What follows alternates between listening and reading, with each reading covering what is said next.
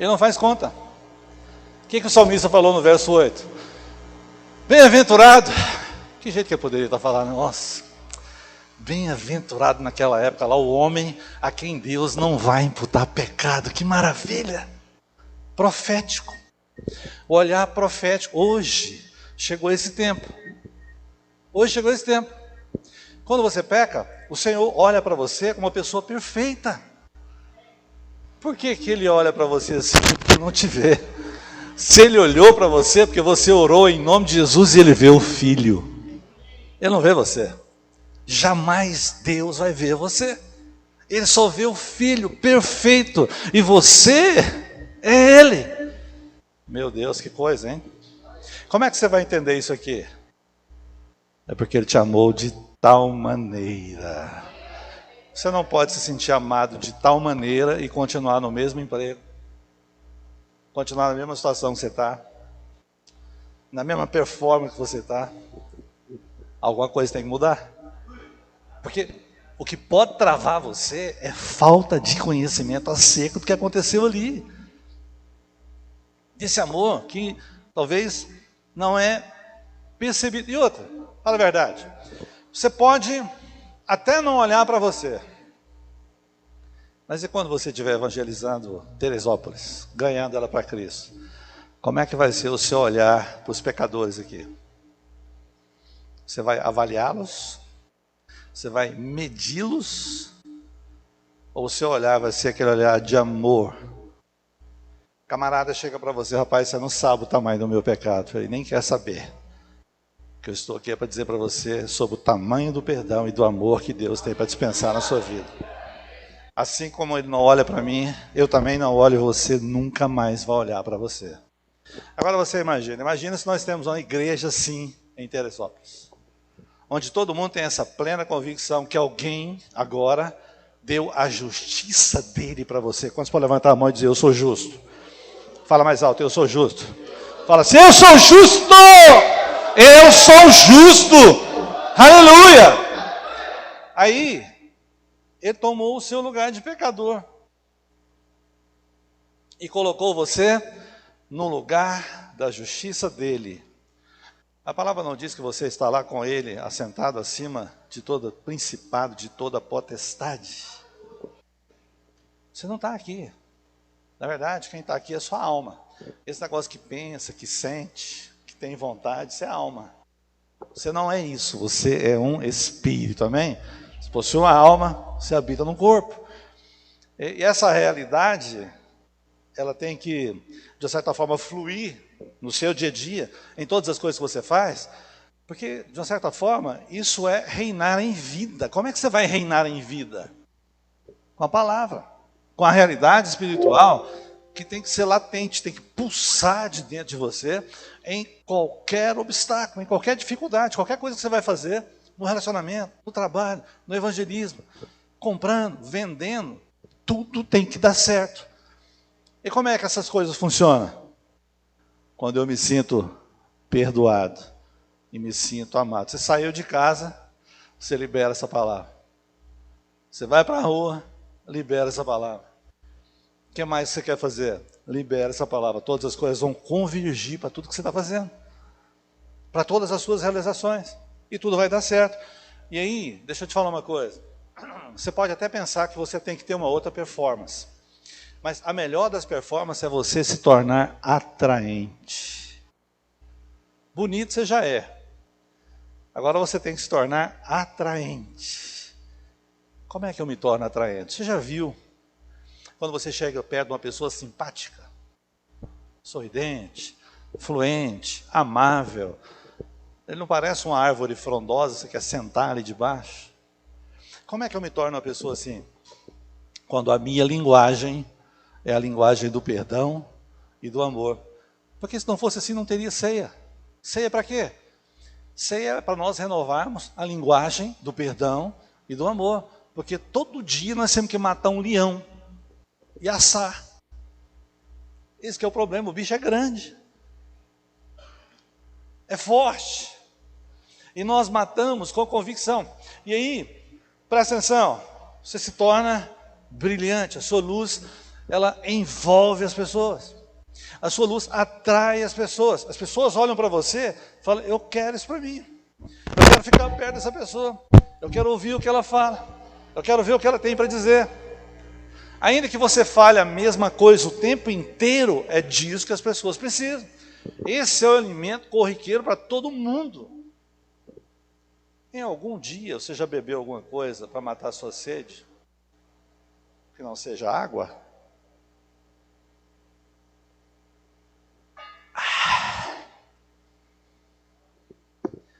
As águas da palavra são as únicas que te dessedentam.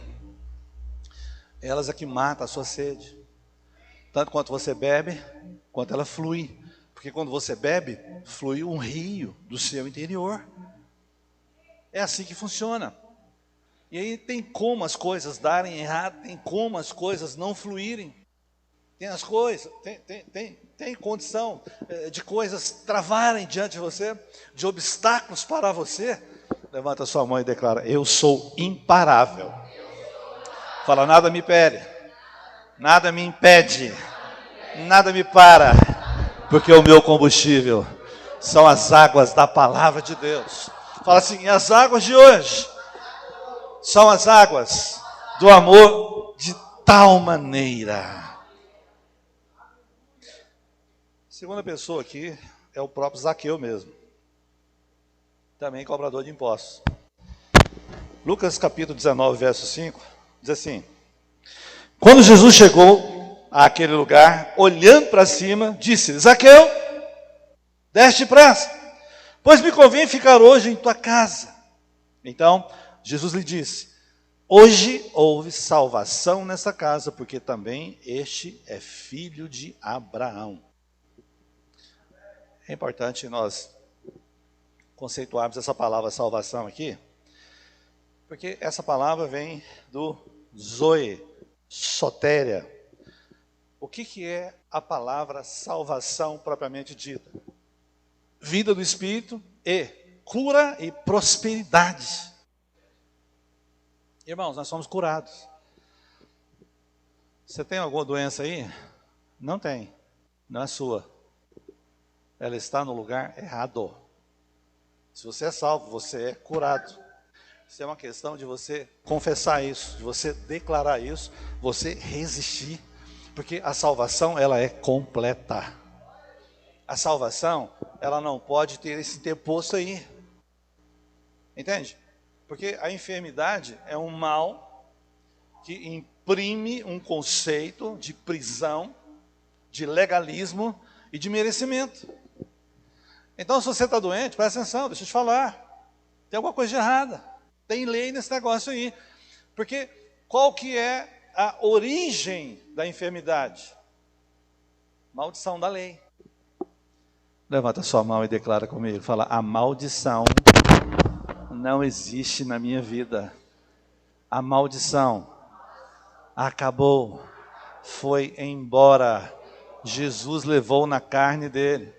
E o que a lei não podia cumprir, Jesus cumpriu na carne dele. Por isso, nenhum mal, nenhuma enfermidade, nenhum espírito maligno, nem doença, nem pobreza pode habitar na minha casa. Eu sou a habitação da salvação, zoe, vida do Espírito, prosperidade. Eu sou curado em nome de Jesus. Essa é a nossa realidade. Mas assim, uma das coisas principais desse contato de Jesus aqui com Zaqueu foi, vou renovar seus conceitos nessa noite. Hoje eu quero ir lá para sua casa, convém que eu fique lá. Agora, se eu disser para o pastor Marcos que eu vou lá para a casa dele, eu vou lá para quê? Lá para comer.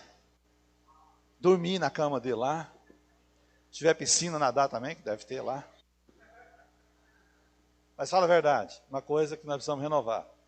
Quando você vai comer com alguém, a pessoa que está comendo com você está recebendo sua vida. Ele está recebendo o que você tem. Não vá na casa de alguém que não tem nada para te passar, mas você pode levar ele para sua casa, para ele receber. Se você for lá, vá lá para dispensar na vida dele também. Mas o que Jesus está falando aqui é de aliança. Por que você acha que Jesus foi ter com Zaqueu? Mateus e Zaqueu eram filhos de Abraão por causa da aliança. Gênesis capítulo 15. Lembra quando eles passaram lá? Estavam aqui os animais. Jesus e Deus passou por entre as carnes. Você vê isso lá no cursão. Acho que foi difícil lá. E Abraão dormindo. Porque Deus não poderia aliançar-se com o homem. Então veja, qualquer salvação que acontece aqui é porque é descendência de Abraão. São herdeiros da mesma promessa. Então o que Jesus estava falando para Zaqueu? Ó, eu vou praticar a aliança lá na sua casa. Hoje tem salvação lá. E a minha vida vai passar para você. Eu vou comer a sua comida, mas tudo que tem dentro de mim vai entrar dentro de você, Zaqueu. Isso é poderoso. Quando nós estamos praticando evangelismo, quando a gente leva as pessoas para o encontro, quando nós pregamos o evangelho, a ideia é tudo que eu falei aqui. Eu não disse para você que antes de amar, o que Jesus fez? Tomou o lugar do pecador. Pagou a conta no lugar dele. Você já viu? Eu não sei quantos aqui já foram tomar um café, comer um almoço. De repente alguém levanta, vai lá e paga a sua conta. Não é uma sensação gostosíssima? Fala a verdade. É poderoso isso. Mas por que você não sente isso na salvação? Por que você não sente isso quando você fala da salvação? Jesus está pagando sua conta. O tempo todo, Ele está pagando a conta daqueles que você está pregando o evangelho. Essa é a justificação. O que é tornar justo?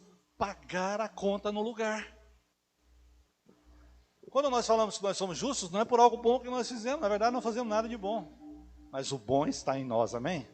Jesus Cristo, Ele habita em nós. E para fechar o pacote, ainda falta 30%, eu vou falar mais um pouquinho sobre isso. Ele fez com o tempero. Todas as vezes que você for pregar o evangelho, para você lembrar do amor de tal maneira, você tem que lembrar do tempero. Eu não sei qual é o tempero que você gosta, mas o tempero da justificação é o amor. Eu não sei se você sabe amar pessoas, mas quando é que nós aprendemos a amar? Quando nós recebemos o amor. Então, em suma, se você não recebe, a sua pregação, ela fica vazia. Fica uma coisa assim, você já viu? Que a maioria das pessoas que são salvas, elas não permanecem.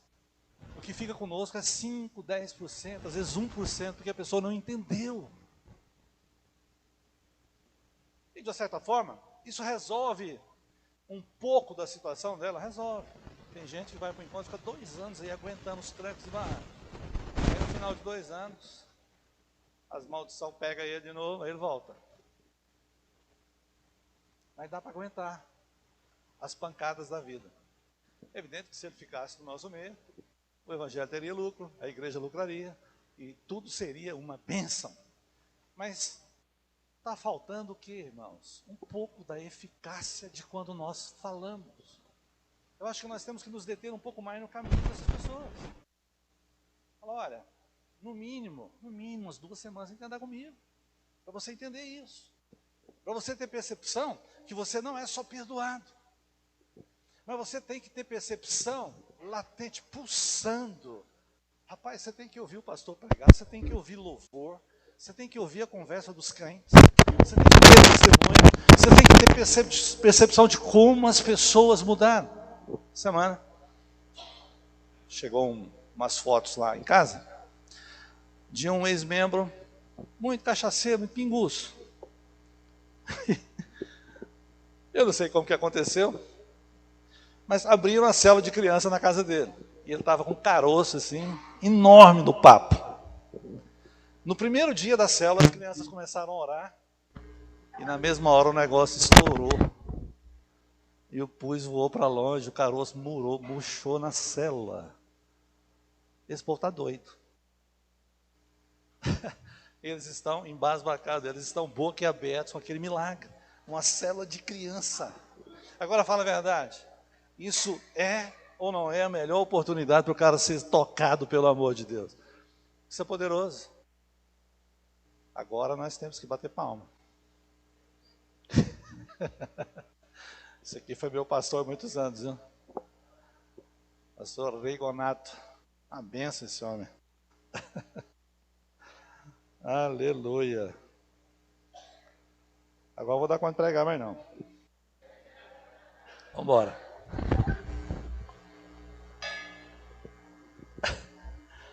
Então, meu querido, preste atenção. Não esqueça o que eu te falei aqui agora.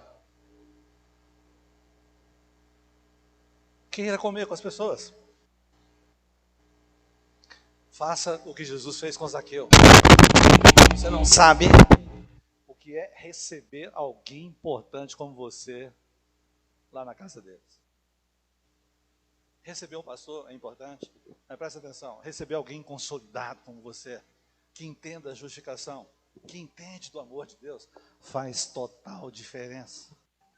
O primeiro passo para as pessoas se sentirem amadas é quando elas veem que tem alguém que se importa. Imagina, você gastou um tempo, você saiu da sua casa e foi lá visitar. E o mais, se tiver oportunidade para comer, você vai deixar claro, olha, eu trouxe vida e vai entrar dentro de você. Hoje tem renovo, tem salvação na sua casa.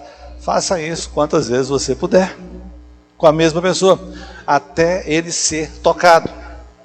E por fim, o nosso amado Mefibosete. Tem alguma mulher grávida aqui nessa noite? Uma sugestão do nome aí. Não, brincadeira. 2 Samuel 4, verso 4 diz assim: Jonatas, filho de Saul, tinha um filho aleijado dos pés.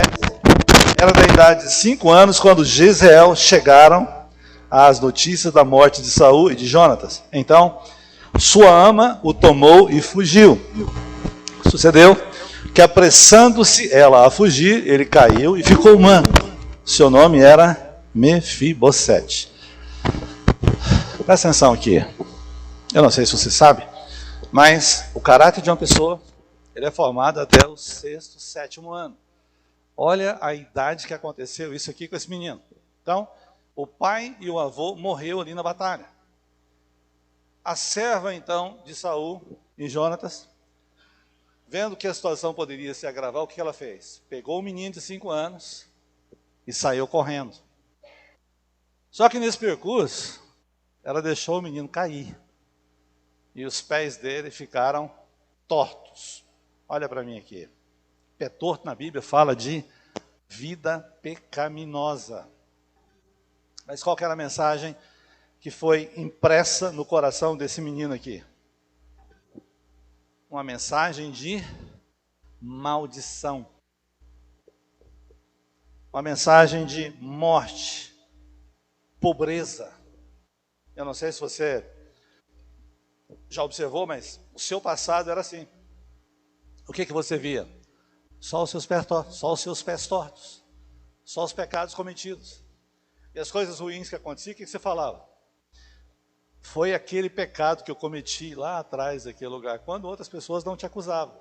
E o próprio diabo também, usando do poder de penetrar na tua mente, te acusando o tempo inteiro, principalmente num período em que uma pessoa está tendo seu caráter formado. E é uma coisa que tem tudo a ver conosco. Mas, deixa eu te contar aqui a novidade. Por causa da aliança e desse amor de tal maneira, Davi manda buscar Mefibosete. Olha o que diz 1 Samuel capítulo 2 Samuel 9:4. E onde está? Perguntou o rei. Ziba lhe respondeu: está na casa de Maquir, filho de Amiel, em Lodebar. Então mandou o rei Davi trazê-lo de Lodebar, da casa de Maquir e de Amiel. Lodebar é um lugar desértico, sem vegetação, lugar de muita pobreza. Fala a verdade, isso não é característica de quem segue lei? O que uma pessoa que segue a lei vê? Pobreza, lugar deserto, sem frutificação, sem nada para fazer, lugar completamente desértico. Então, Davi em sua aliança com Jonas pergunta: não tem ninguém da casa de Saul para que eu possa abençoar?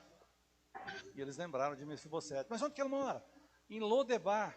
Aí alguém podia dizer: ué, você vai importar com alguém que tem um pé quebrado, que mora naquele lugar deserto, aquele ermo? Será que você não poderia preocupar com outro tipo de pessoa? Será que você não poderia focar em uma outra coisa, a não ser preocupar com esse pobre coitado? Mas não, preste atenção, deixa eu te falar uma coisa aqui. Você sabe por que você foi alcançado? Por causa da aliança de Jesus, Deus e Abraão. Todos nós estávamos em Lodebar. Todos nós estávamos com os nossos pés tortos. Todos nós éramos introspectivos. Eu não sei se você já parou para observar, mas todas as vezes que dá uma coisa errada, até hoje, o que você faz? Você fica introspectando.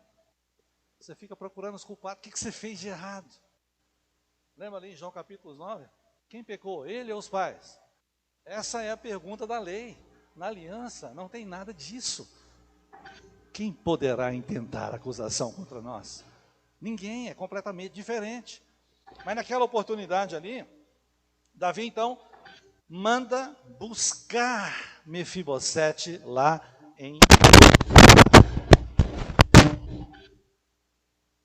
no verso 7. Capítulo 9, 2 Samuel 9, 7, diz assim: então lhe disse Davi: não temas, porque usarei de bondade para contigo por amor de Jonas, teu pai, e te restituirei todas as terras de Saul, teu pai, e tu comerás pão sempre à mesa. Então se inclinou e disse: olha o que o Mefibosete diz: quem é teu servo para teres olhado para um cão morto tal como eu? Olha o que estava na cabeça dessa pessoa. Fala a verdade. Eu não sei se você se sente como um cão morto, ou se você já sentiu assim, mas com certeza lá no monte você sentia. Porque essas coisas davam errado, era justamente por causa desse aprendizado de maldição, por causa desse caráter formado, por causa das resultantes de seguir uma teologia errada.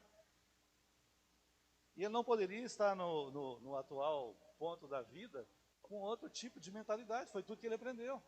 Aos 5 anos, perde o pai, o avô. Ele tem que fugir para um lugar ermo, sem vegetação, sem comida, sem água, sem nada, e com medo de morrer. E aí passa um tempo, mandam-lhe chamar. Aí o cara, pô, acabou, já era. Vou morrer. Porque no final da história, Davi fala para ele que ele vai morar ali, vai lhe dar comida, mas peraí, quer saber, como é que você vai preocupar com um cão morto que nem eu? Não tem sonho, não tem nada. Que história é essa? Você está querendo me matar, fala a verdade. Irmãos, eu lembro do pastor Abel, você lembra? Pastor Abel foi para Ribeirão Preto, mas antes, ele chegou no pastor Luiz, ele já tinha uma casa, ainda era uma outra casa para ele morar, ele chegou no pastor Luiz: o negócio para mim está tão bom que eu ganhei mais uma casa para eu morar, de graça. Será que vai acontecer comigo que todo mundo fala? Quando as coisas estão muito boas, a maldição vem atrás. Foi isso que ele falou na época lá.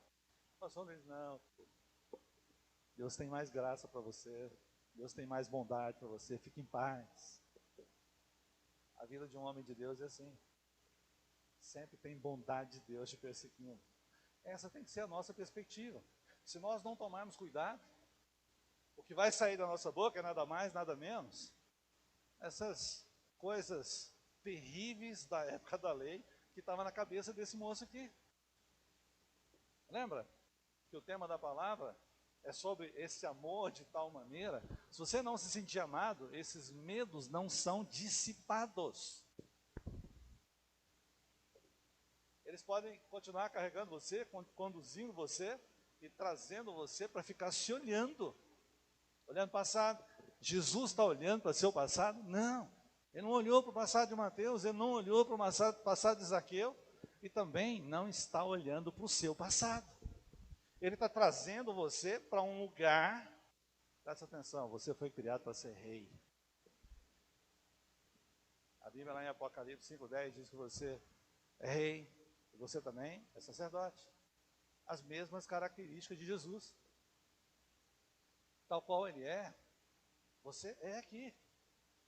Querido, presta atenção, não há enfermidade, não há pobreza, não há falta de autoridade, não há nada que falta em Jesus, no entanto também em você não pode faltar. Você é o representante dele aqui, pela palavra, tudo que acontece com Jesus, todas as coisas boas, tudo a nível de autoridade está dentro de você. Agora, nós vamos ter percepção disso só porque nós somos perdoados? Não, é um pacote. Nós temos que ter certeza do perdão, mas temos que ter certeza também do amor com o qual ele nos amou. Porque o sentimento que não é perceptível não te dá ação. Você vai ficar na inércia. Ah, eu sou só perdoado, mas eu sou só um ladrão perdoado. Não funciona. Você nunca pode lembrar que você roubava. Esse pecado já foi perdoado. E se você roubar hoje também não vai ser imputado. Que coisa? É mesmo, pastor? É o que a Bíblia diz. Se isso não for verdade, nós temos que tirar Romanos 4 da Bíblia. E aí quando você tem essa revelação, quando essa identidade é latente, ela pulsa dentro de você e você fala, enquanto você fala, o rio de água viva passa e você vai sendo transformado.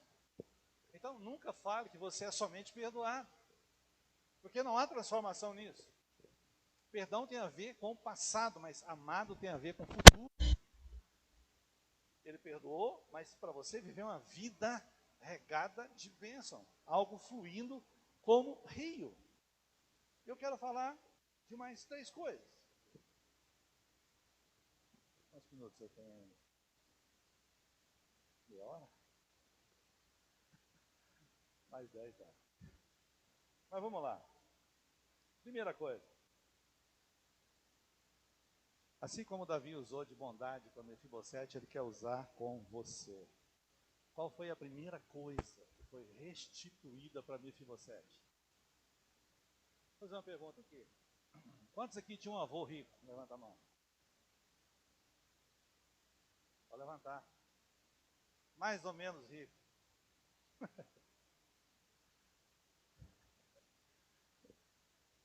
Alguém tem que levantar a mão nessa noite, senão a pregação não vai ficar boa. Então, quantos tinham um avô pobre demais aqui? E um bisavô? Por quê? Vamos supor que você tinha um bisavô ricaço. Mas eu perguntei isso só para te confrontar mesmo, presta atenção. Você tem um pai rico.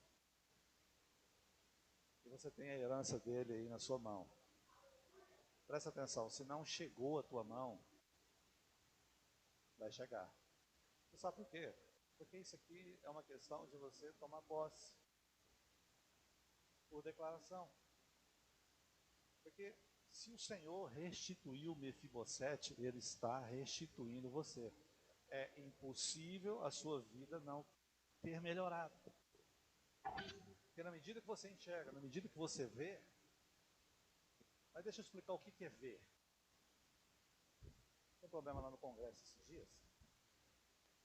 Foi chamado um professor da USP e uma deputada, não mediana, mas bastante inteligente, mas um professor da USP queria aniquilá-la. Ele falou o seguinte: como é que você vai poder discutir comigo se você não enxerga a realidade do que nós vamos conversar? E aí ele estava falando o que é a realidade. Você só enxerga se você tiver conhecimento. Então veja bem, quando chegaram os barcos de Portugal, os índios estavam olhando aqueles barcos. E olhando os barcos, o que eles poderiam imaginar que era aquilo? Eles nunca tinham visto um negócio daquele. Então, na ideia do professor, os índios não estavam vendo nada, porque não tinha conhecimento. Tem um cunho de verdade nisso. Isso aí pode ser um fantasma, pode ser qualquer coisa, sem relevância nenhuma. Mas o que eu estou querendo dizer para você aqui? É que quando o Senhor fala para você algo relacionado à restituição, você não tem que ficar titubeando. De onde que vem? Como é que vai ser? Como é que ele vai fazer? Ele é Deus, ele sabe que, presta atenção, para você que é justo, Abacuque capítulo 2, verso 1, meu justo pela sua fé viverá. É pela fé. Esse amor de tal maneira aqui é pela fé. Não tem como você só sentir nas suas emoções, ou na área natural somente, porque é uma realidade espiritual. Mas isso tem a ver com o quê? Por que ele falou aqui, restituirei as tuas terras? Isso é para tirar o espírito de pobreza da sua cabeça. E esse espírito de pobreza vem da onde? Da lei. A resultante da maldição é pobreza e enfermidade. Isso não tem nada a ver com o que você está fazendo. Isso tem a ver com o que você crê, com o que você pensa, com o que está na tua cabeça. Muda a tua maneira de pensar, muda a tua maneira de enxergar. Como é que eu vou conhecer esse barco aqui se eu sou índio? Você está lendo.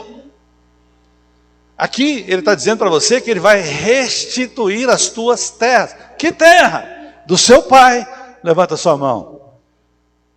Fala assim, a palavra do Senhor diz: meu é o ouro, minha é a prata, tudo é meu. Então presta atenção, teu pai é o dono do ouro, é o dono da prata, ele é o dono da terra, ele fez todas as coisas. E se não chegou até você, ele quer te restituir. Por que restituição? Porque a tua maneira de pensar era de quem morava em Lodebar. Tua maneira de enxergar as coisas era de quem morava num lugar ermo, sem plantação, sem frutificação, sem água, sem perspectiva de avançar. E na medida que você muda essa maneira de enxergar, você é restituído. Segunda coisa, o que ele diz? Você vai se assentar na minha mesa e vai comer pão comigo todo dia. Sabe o que significa isso? Ele quer te alimentar. Em todos os níveis. Não somente com a palavra, mas ele quer que você coma bem. E como é que é o desenho desse negócio aqui? Presta atenção.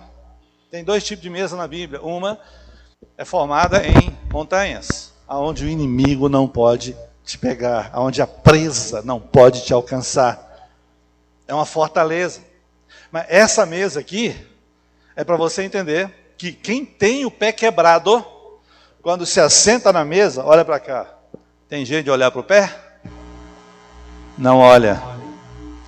Quando você se assenta na mesa, presta atenção, você está sentado na mesa.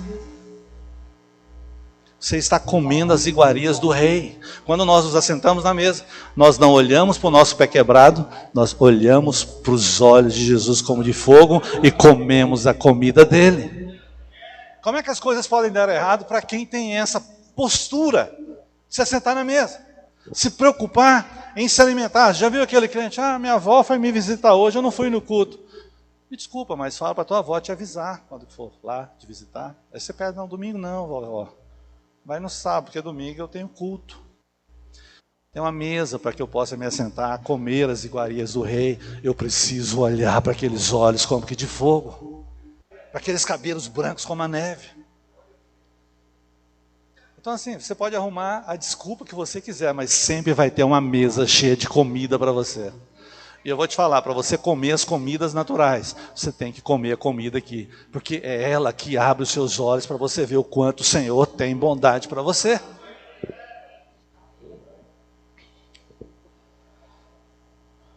E a segunda coisa, terceira coisa, é que quando você olha para Jesus, você não está olhando para o seu pé quebrado, você está comendo a comida dele, você está olhando para ele.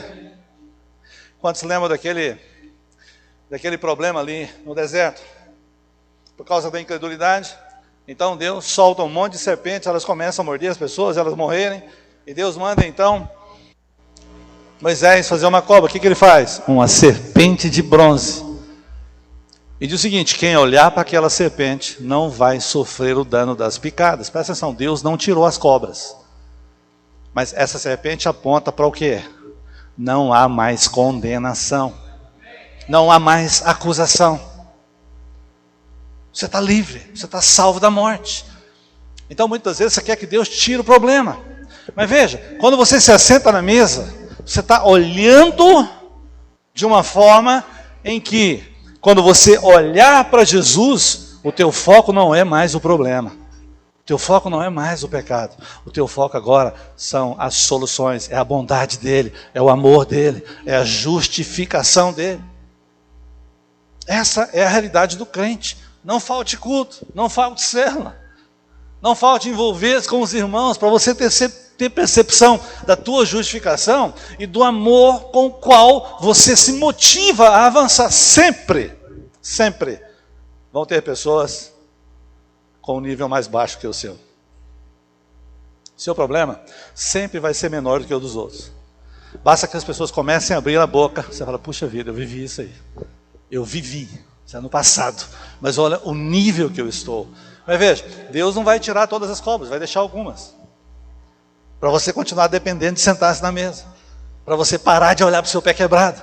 Para você parar de ficar olhando para dentro de você, se introspectando. Isso é pecado. Temos que olhar para Jesus. Olha para Jesus. Amém, meu querido? Agora, como é que nós nos sentimos antes de ter esse contato com o Senhor? Lembra o que Mefibosete falou? Quem é teu servo para teres olhado para um cão morto tal como esse? Como eu, né? Irmão, a acusação era o que governava a nossa vida. Esses questionamentos das coisas erradas. Fala a verdade. Quantas vezes você já teve medo de morrer por causa de pecados do passado, por causa de consequências? Deixa eu dizer algo para você, do mais profundo do meu coração. Isso acabou na sua vida. Acabou. A régua já foi passada. A sua vida não é mais essa.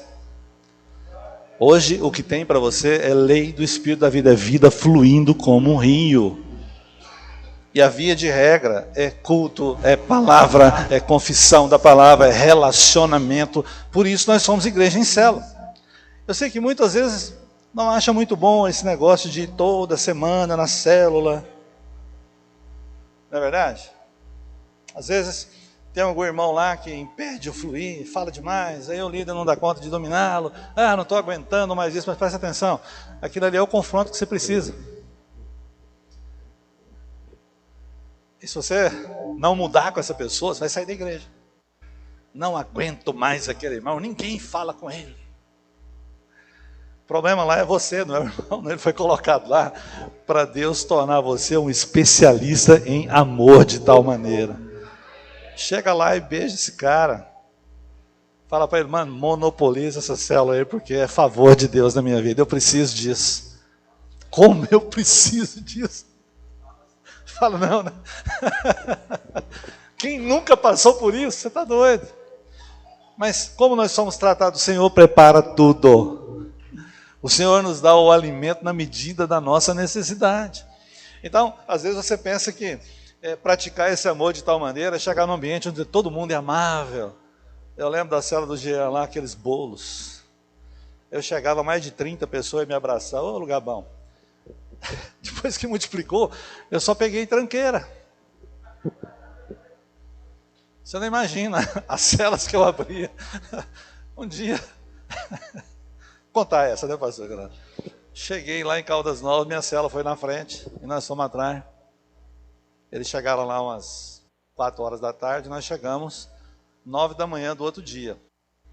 Mas quando nós chegamos lá, eles me levaram para um quiosque, irmãos, estava dessa altura de latinha de cerveja. Todo mundo vermelho, deitado no chão, todo mundo bêbado. Eu falei, pastor Iguanado, não dou conta não, pastor, vou fechar essa cela. Que isso, só tem cachaceiro na minha cela aqui. E ele, olha, Jânio, falou exatamente o que eu estava falando aqui. Enquanto eu não entendi que aquilo era bênção para a minha vida, que aquele confronto era bênção, irmãos, eu amei aqueles irmãos tanto, que nós abrimos 5 células lá depois.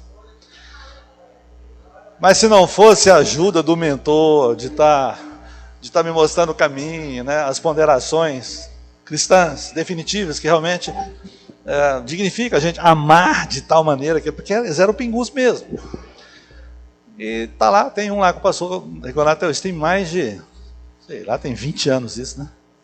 Tem tempo demais. Mas veja, o que é importante nós relevarmos aqui? Eu queria que você ficasse de pé. Queria, não quero.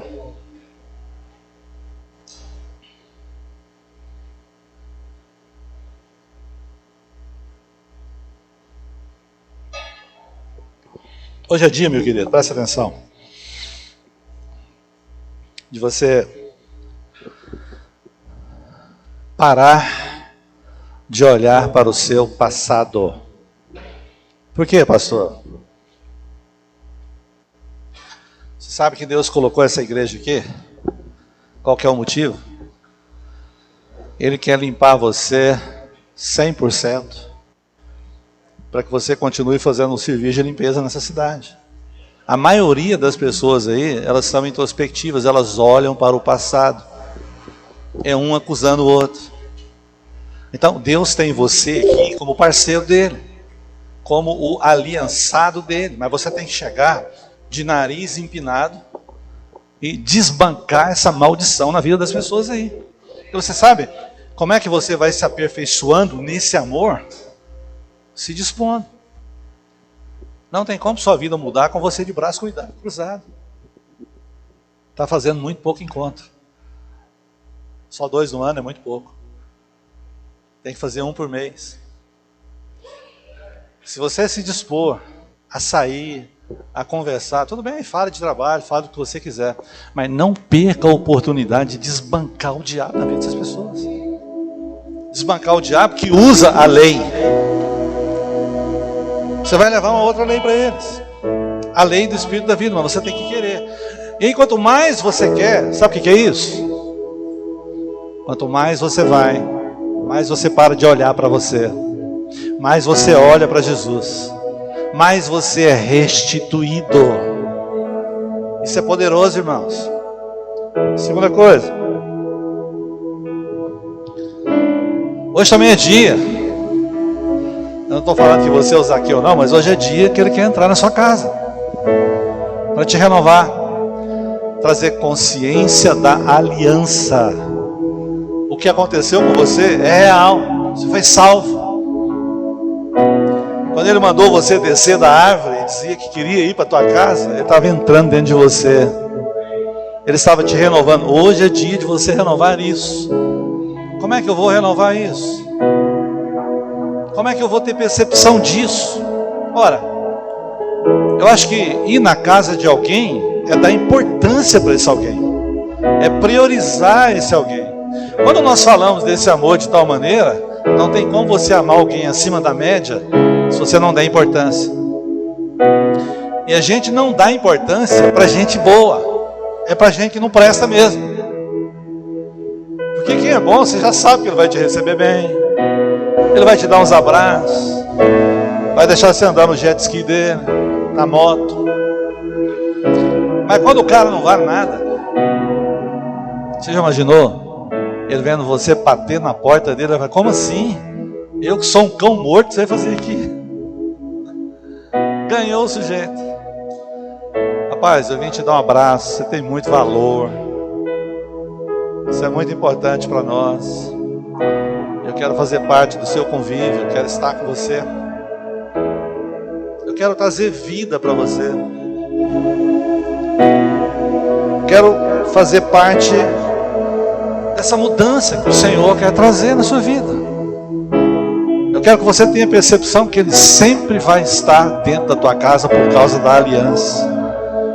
Eu quero deixar claro que Ele vai te restituir, Ele vai te curar, Ele vai prosperar o seu caminho e eu vou estar aqui para te ajudar. Eu vou levantar você. Pode contar comigo. Por fim, Ele quer o que nós já falamos aqui. Além de restituir, Ele quer que você sempre tenha essa ideia do que aconteceu com Mefibosete. Não tem nada melhor quando você prioriza vir para a mesa. Eu duvido que alguém aqui nesse momento lembrou de algum pecado, a não ser que você estava no mundo da lua. Mas quando você está ouvindo a palavra, Você está comendo as iguarias do rei, você está olhando nos olhos dele. Você não está olhando para você. Quem dera nós tivéssemos cultos todos os dias. Quem dera nós pudéssemos estar o tempo inteiro ouvindo palavras, olhando para Jesus, sem olhar para nós. Evangelho é uma questão de você olhar para Jesus. Mas queria que você fechasse seus olhos. Feche seus olhos. Hoje à noite, pode ter certeza, o Senhor quer renovar os seus conceitos. Você tem ouvido boa palavra, você tem participado de excelentes cultos, mas às vezes faltam algumas oportunidades que você às vezes não reconheceu. Eu quero te perguntar, você se sente como cão morto? Você tem se olhado constantemente, procurando pecado, introspectando, olhando para o pé quebrado? Você tem aquela sensação de que você está olhando muito para o seu passado? Deixa eu te falar, Jesus não olha para você, Ele não te avalia, Ele olha para Jesus. Ele não está nem um pouquinho interessado no seu passado. Ele só quer saber de uma coisa: Ele quer entrar na sua casa. Ele quer mostrar a aliança que Ele tem de curar você, de prosperar você, de mudar a sua maneira de pensar. Ele quer que você se sinta completamente perdoado. Mas eu vou falar uma coisa que eu não falei aqui até agora, que é a última coisa. O que te garante tudo isso é que Ele ressuscitou. A ressurreição é a garantia de tudo que é bom vir para a tua mão. A ressurreição é a garantia de você reinar em vida, porque se Ele ressuscitou, você vai ressuscitar também, e você vai viver vida de ressurreição, de quem vence, de quem rompe. E eu quero te perguntar, se você quiser receber uma oração, para você poder dar um passo à frente, eu quero te chamar, eu vou orar por você aqui agora. Quero que você saia do seu lugar, vem aqui à frente sem medo. Vem aqui à frente, porque essa conferência, ela é profética.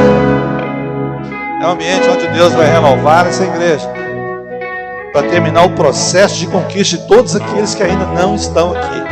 Ele vai usar você restaurado. Queria chamar aqui os pastores para me ajudar, as pastoras. Quem for líder me ajuda aqui.